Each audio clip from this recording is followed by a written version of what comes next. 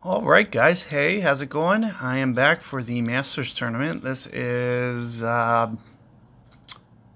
number two, and I just want you to know, I'm setting up to basically hit sniper. Also, in addition to that, as you can see on the home screen, Kingmaker ball. So that is basically going to be the ball that I go with in these par threes.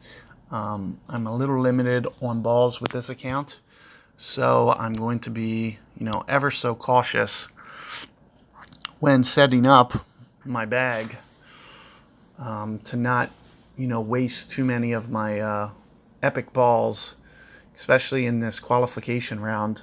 I'm assuming, for the most part, I think I'm gonna, back out of this Masters. I don't see really any value in me with this account taking it to the Masters. I feel like I'm just one driver away. Like if I can get Thor 6, a POC 5, that is the minimal amount where you can actually compete. The biggest thing for this setup that I'm worried about is hole 8.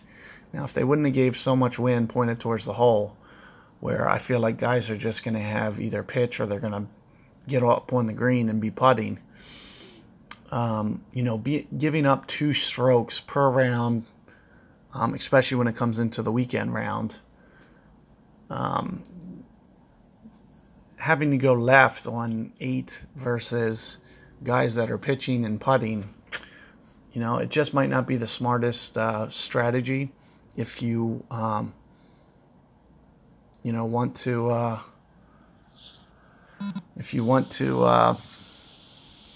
succeed in this tour and actually, try to get a banner in Masters.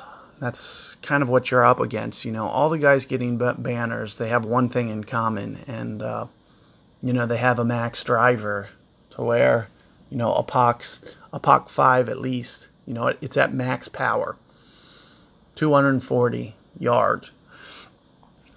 At the very least, extra mile 8 is kind of your next best bet. It's only 4 yards off, but you're forfeiting a lot of accuracy. But guys who are really good at perfect ball can still compete with that driver. I'm 6 yards short of that. 6 yards might not seem like a lot, but in terms of landing distance plus rollout, a lot of times you're looking at 40, 50 yards, about 40.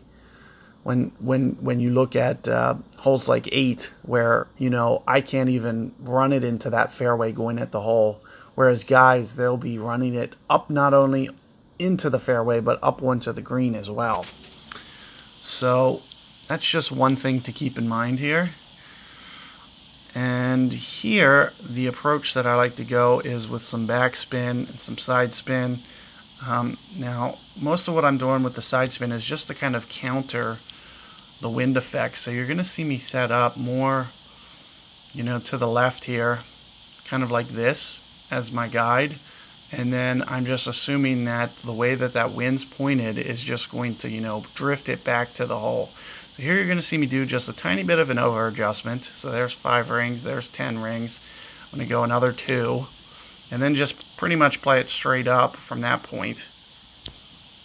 Perfect ball. Let's see what I can do with the landing zone here. And of course, all that cut spin's making it come back towards the hole. And there you're seeing me give that a pretty decent effort for the most part. I was within a ring of being able to get that one.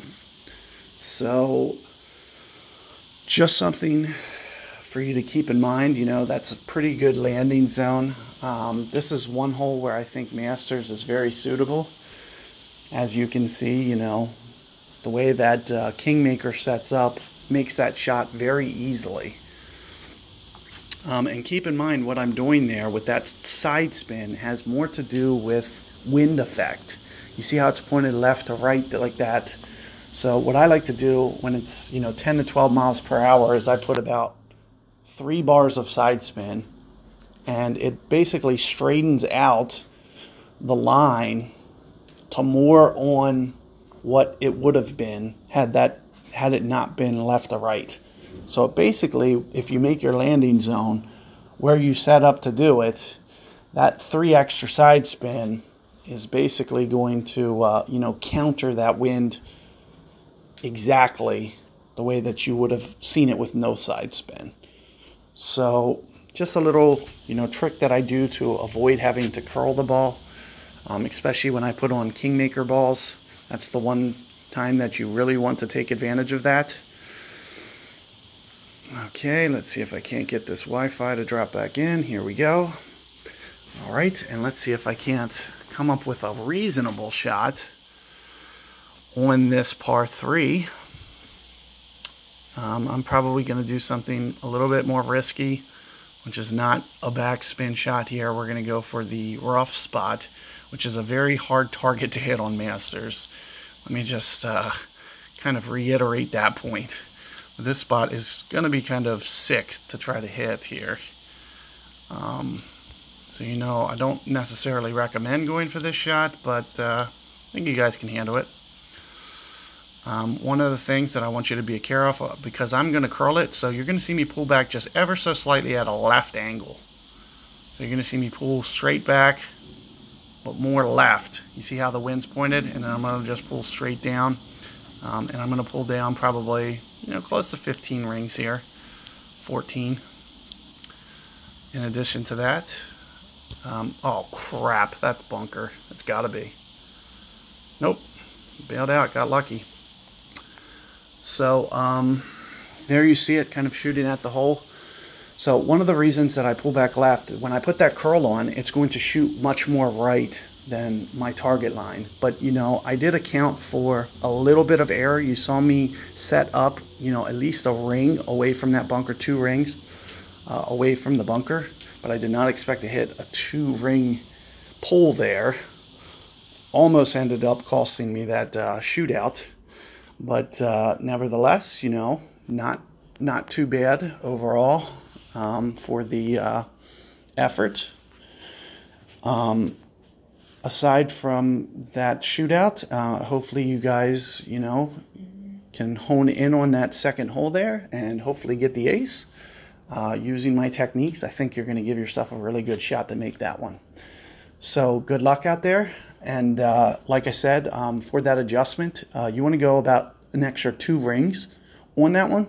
So if the wind there was setting up 10, you're going to see me go about 12 rings, more or less. I go about 20% extra on that hole, and it's relatively good.